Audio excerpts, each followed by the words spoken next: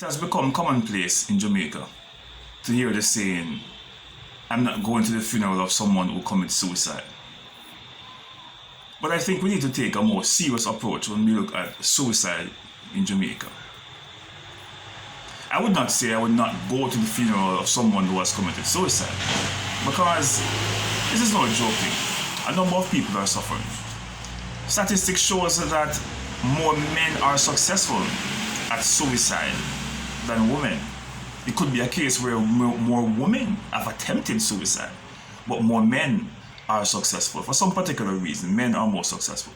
There's a recent case in Montego Bay where the retired officer killed himself. People are hurting.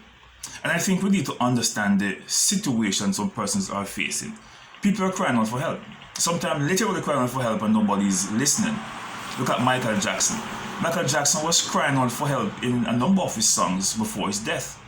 But we were so entertained by listening to his song that we sometimes don't play the seriousness of it.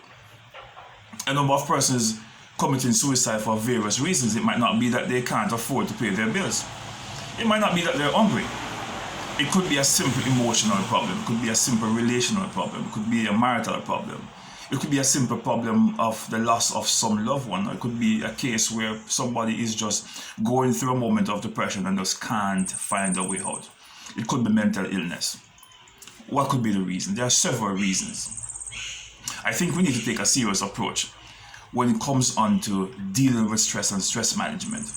As a church, as a community, as social organizations, whether you're part of a club or whatever it is, I think we need to have a conversation on dealing with stress, mental health of our people in our society, in our communities, our friends, to look closely, to check upon someone every now and then. Not because someone is able to drive a nice motor vehicle and have a nice job, mean that they're not stressed. Stress comes in many forms. And if you look carefully, you'll notice that suicide is very high among those who are affluent, those who can pay their bills, those who can send their children to school, those who can go to the supermarket and buy whatever they want to eat. If we look carefully, we'll notice that it's not just a financial problem. Sometimes it's a psychological problem. Some persons just want someone to talk to. When last did you call a friend to check up on what is going on?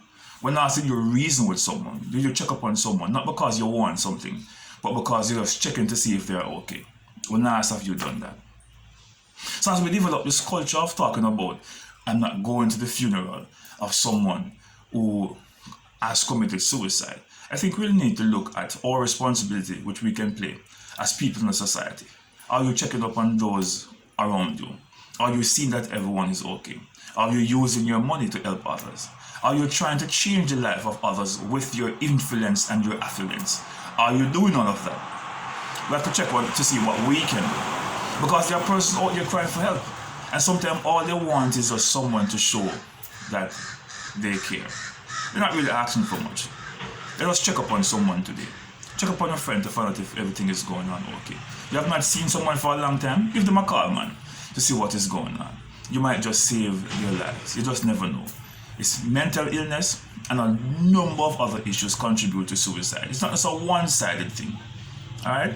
So before we take this standoff to say we're not going to the funeral of someone who has committed suicide, let us see what we can do to talk to someone, to be a helping hand, and maybe we could just prevent someone from being successful at committing suicide.